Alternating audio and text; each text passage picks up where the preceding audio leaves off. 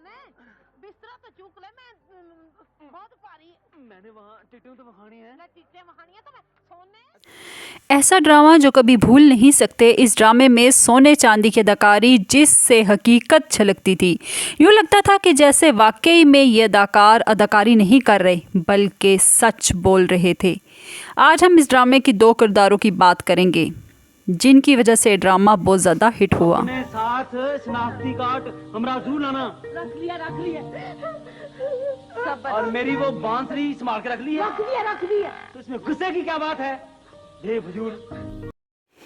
इस ड्रामे को देखकर माजी याद आ जाता है। आजकल के ड्रामे जितने जदीद हो चुके हैं इतनी ही उकताहट का बाइस बन रहे हैं, क्योंकि इस वक्त के ड्रामे हम माशरे, सकाफ़त और हालात से बिल्कुल मुख्तलिफ हैं, बल्कि हमारे माशरे को ये ड्रामे बर्बाद कर रहे हैं, हमारा जॉइंट सिस्टम ख़त्म कर रहे हैं और ये ड्रामे एक ज़बरदस्त किरदार अदा कर रहे हैं।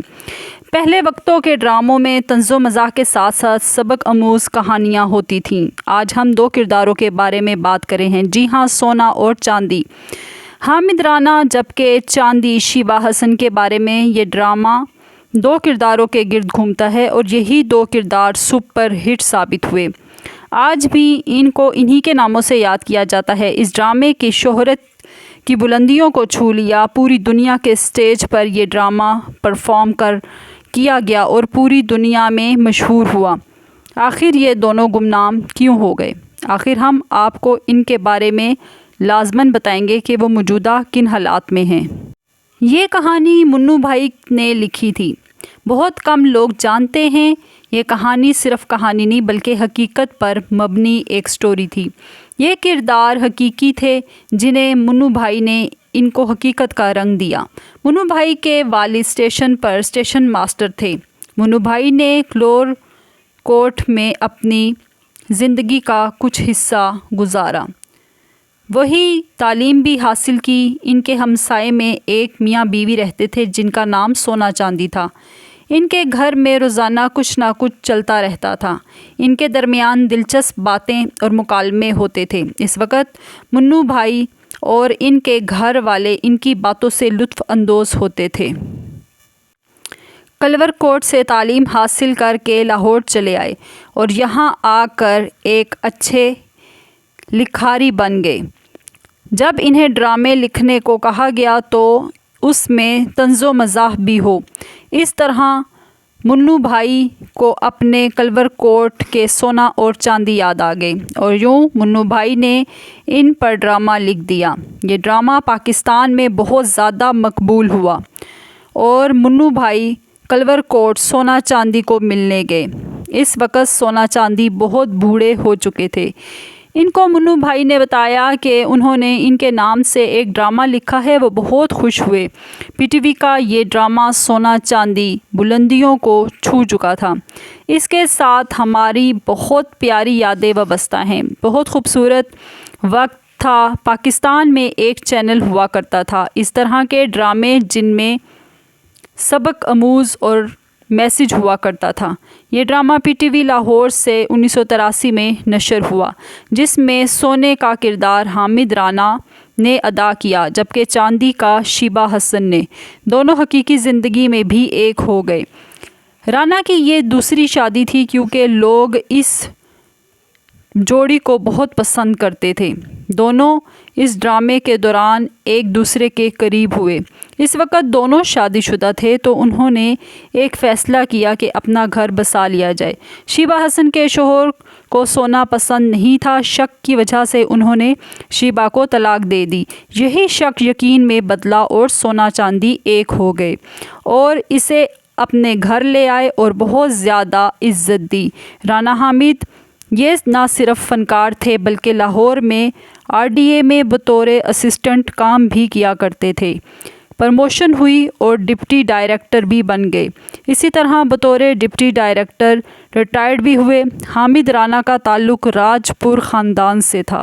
का इलाका आरिफ वाला का गांव अहमद यार, वहाँ के नंबरदार हामिद राना इनके बेटे थे। इसके साथ साथ सिविल सर्विस शुरू कर दी और यूँ 18वीं ग्रेड से रिटायर्ड हुए। इस ड्रामे में ये दिखाया गया कि ये जोड़ा गांव से کام کے لیے شہر آتا ہے تاکہ وہ اپنا کام کر کے قرض چکا سکے۔